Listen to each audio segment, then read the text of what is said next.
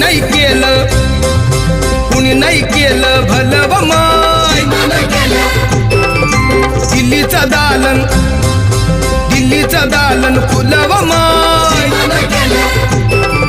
कुणी नाही केलं भलव माय मग दिल्लीचं दालन फुलव माय